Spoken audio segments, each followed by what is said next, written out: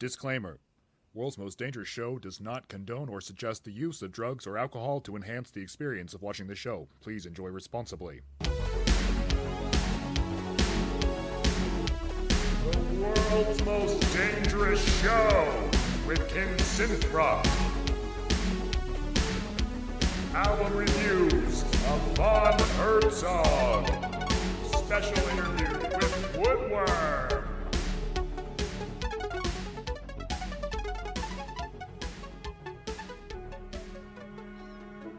Ken Synthrock here. Have you all ever heard of REDM? Well, this is reality not augmented with REDM. What is that, you might ask? Well, it's retro electronic dance music. Of course. Millions of people in the world are not augmented with REDM. But here, sleek, beautiful, fast, brilliant, and dangerous world augmented with REDM. Again, here is a world not augmented. REDM is part of a balanced diet and nutrition plan, fitness plan, all-around self-help and psychoanalysis. REDM can help in all things. Cut with your favorite saber. And remember, once you've made beautiful lines of REDM, snort and snort and snort and snort and snort. There you go, piggy. Piggy, piggy, piggy. Augmented with REDM.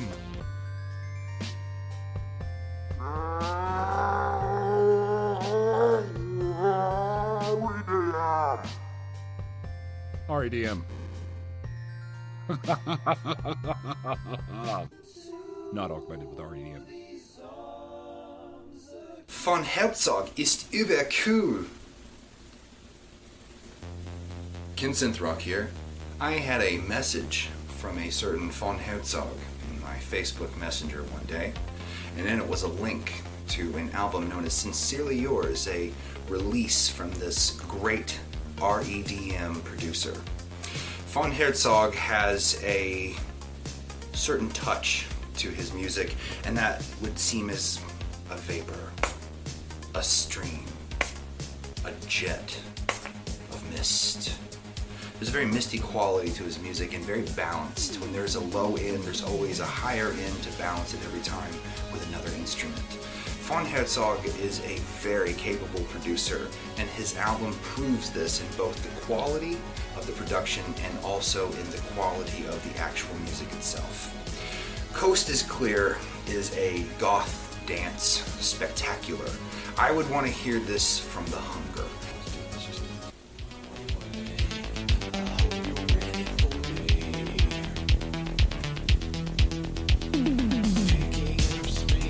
Saturday Morning Dreams. Now this is my personal favorite from the album. This one is where you listen to essentially an alternate history, if you ask me. When you listen to Saturday Morning Dreams, you're listening to a world in where 9/11 never happened. This is pure nostalgia. This is pure Western animation. This song is every bit of a Saturday morning cartoon morning. The opening track is a minor seven laden, misty meditation. And I really like how he starts it off not too much, not too sweet, not too sour. And this is essentially Von Hertzog's very, very trademark thing. He's very balanced. He has almost an analog balance to everything that he does in this album. Not too many steps taken to the left, not too many steps taken to the right. Sincerely Yours is a workout song to me. However, I have to admit that this is somewhat of a liability after a while. Some of the tracks can sometimes suffer from not enough spice. Great composition, great production. Let me never take that away from Von Hertzog's album. But if I had to add one critique on the album, it would be that. A lot of dwelling in the balanced flatlands of the music, and not enough dwelling in the adventurous mountainous regions where the dark caverns of sounds and frequencies can come around. And of course, Future is now great. It features a lot of nice, clever live clips in it as well. Do it again. Von Herzog, Sincerely Yours is a great triumph of nostalgia. A 6.5 out of 8 for me. And if I had to give 2 tracks that you have to listen to from this album, it would be Saturday Morning Dreams and Coast is Clear. 2 of my personal favorites on the album. There are a couple other ones, but really, these 2 stood out the most upon listening to it over and over again. In a world where technology reigns supreme, only video game consoles can do battle. Console Wars. The David and Goliath battle starts with the Sega Genesis, the sleek black rebel of the 16-bit generation, and its scion Outlander. Outlander was a Mad Max intended game that Mindscape, the publisher, lost the license to and decided to call it Outland. Versus the Sony PlayStation, the scion of hope for PlayStation. It has done very well for Sony, by the way, in case you haven't. In this one, we have the PlayStation 1 and its Pa-Rappa the Rapper, one of the first games on the console that I remember. This was the first modern rhythm game that spun off into a million things. This game is one of the best of the old days of the PlayStation era. Console wars begin, and when they fight, they will fight to the death. One corner, we have the sleek vapor of Pa-Rapper. Just had an LSD flashback. In the other corner, we have the Bit Pixels. Mad Max! Mad Max! Mad Max! Mad Max! Mad Max! Mad Max. Mad Max! Yes, it's Mad Max fever. Mad Max. Everyone Mania. is just in love with George Miller right now and the post-apocalyptic. Everyone is hailing Mad Max as the great action film to save all action films. Everyone is la la la la la. Let's just do the whole Wrong thing. Are you really excited for this? Or are you excited for the Kickboxer remake? I am, at least. This was intended, again, like I said, King. Warriors are no talent slime, so you know what to do. Outlander was intended to be a Mad Max game. Like I said, Mindscape, the publisher, lost the rights to Mad Max and decided to turn this into essentially Mad Max without the title. This is a driving game, much like Road Rash from the 16-bit era, where you can fire a sawed-off shotgun and a bunch of missiles and machine guns from the front of your car.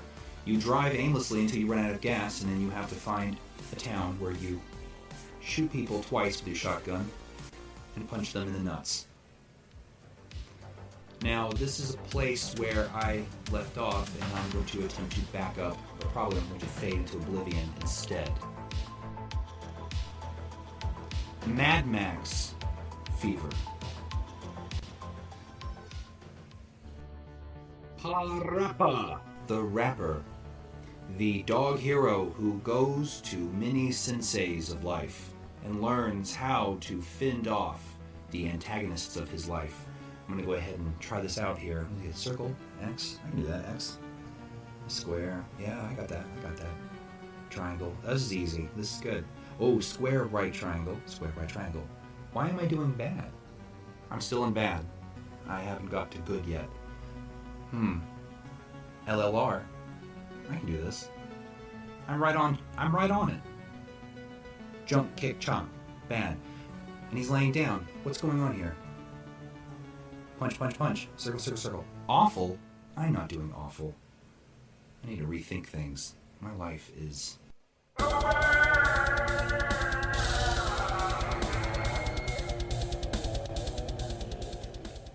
We're gonna try this again, but this time on life. I swear I will get through this stage, and not only will I get this stage, I will go through the entire game. I know something right now. I know that every level of Pa-Rappa now represents each existential phase of a human being on Earth. Across all Sega definitely took more risks. all Everything was a lot more. teaches one thing. Each life skill is an inch away. There we go to it.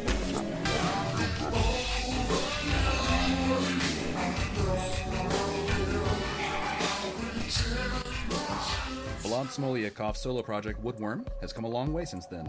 With his dark, ambient, and witch house performances, he's attended numerous festivals such as the Chrysanthema Horror Festival, and it's one of the first electronic musicians ever perform in Novi Sad's Museum of Contemporary Art. He is working on his debut album right now, and it will be released this year. Welcome, and thank you for taking the time to do this interview. I know you were busy. Thank you. It's my pleasure. What is great about Witch House, and what needs to change? Well, what I find great about Witch House is the ease at which you can get into creating these amazing atmospheres that you've heard and I've heard. It's also really easy to kind of master and get a hang of, and literally anyone can express themselves with that music, and that is the most amazing part about Witch House, because at some point it stops being about the production value and the loudness wars, anything like that. It's all about the emotion that someone has put into the music, and you can really feel these emotions in that genre. I think Witch House could benefit from a lot more experimentation with the genre and with the format. I think that there's just so many things you can do with a noisy bass sample and pitch down vocals. I think that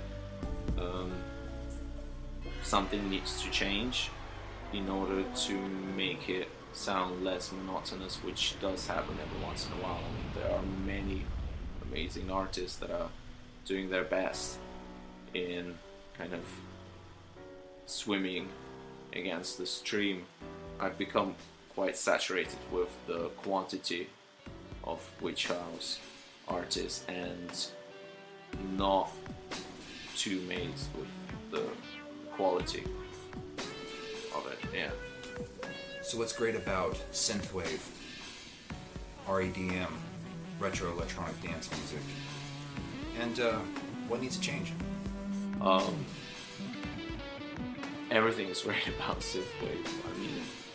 I mean, from the artwork to the concept and the sounds, the warmth of it, this kind of this crackling binaural sounds. I find synthwave absolutely fascinating. It serves as a great nostalgia trip, and it's basically music for any kind of purpose, whether you feel nostalgic and you like to go back to that era, or if you just feel like cruising around in your red Ferrari, which I don't have.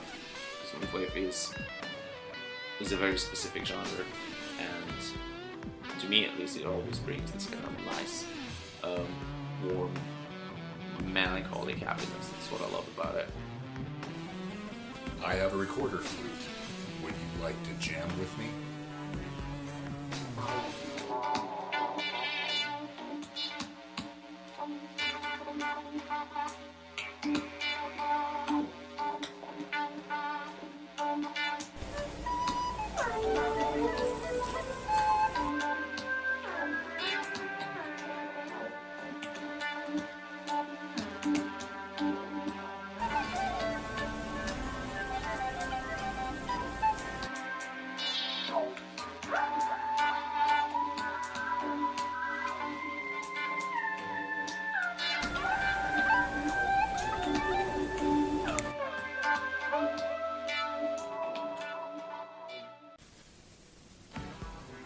Changing landscape of music in the world, electronic instruments and electronic elements are starting to become a mainstay. What would you offer as some pitfalls and insights in performing live with electronic elements? I perform by myself, and I have been playing in bands, so that playing electronic music, which you usually tend to do by yourself, there are not as many electronic bands out there as there are solo performers. I think on the stage you feel really exposed in a way that you usually wouldn't. There's also the technical aspect of it. Most of the time something goes wrong, whether it's a MIDI cable or a software plugin, something always fucks up. And I think that the audience themselves, I think there's still this preconceived notion that electronic music tends to be upbeat and happy and like trance and drum and bass, like this kind of like party music. And I think that the most mainstream audience is not aware of the most amazing artists that are out there who perform exclusively drone or ambient. And I have seen people over here trying to perform that kind of music and failing simply because the audience couldn't understand the concept of it. They were expecting something else. And so I think that it would be great to kind of share this kind of awareness that electronic music is not all about Steve Aoki and house music. That there is a more kind of deeper emotional side to it. Would you mind if I played your song Black Star and you joined me in a whistle?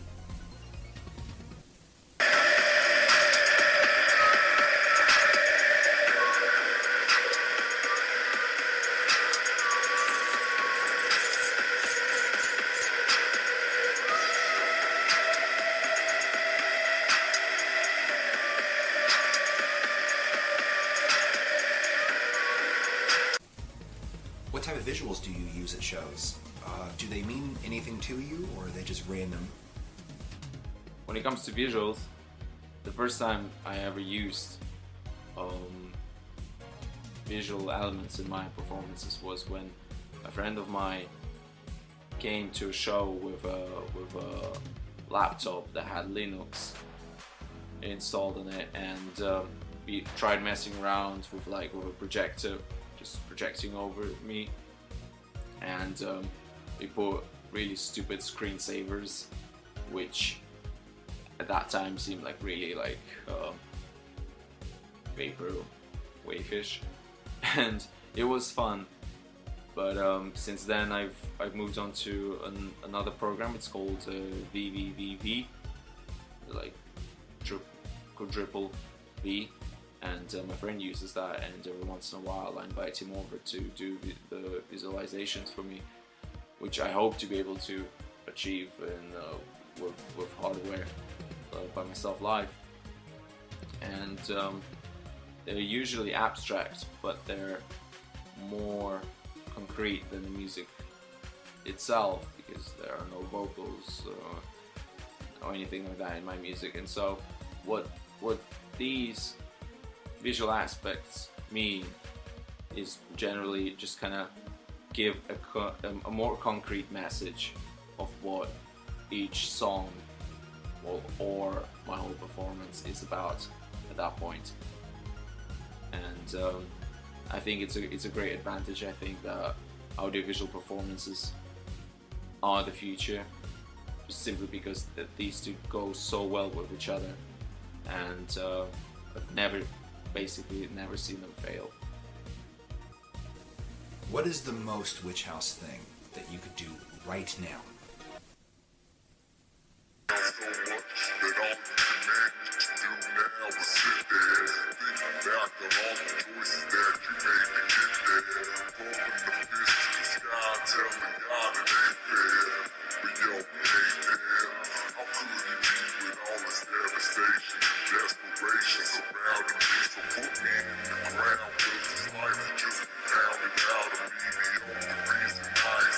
Now, 'cause I got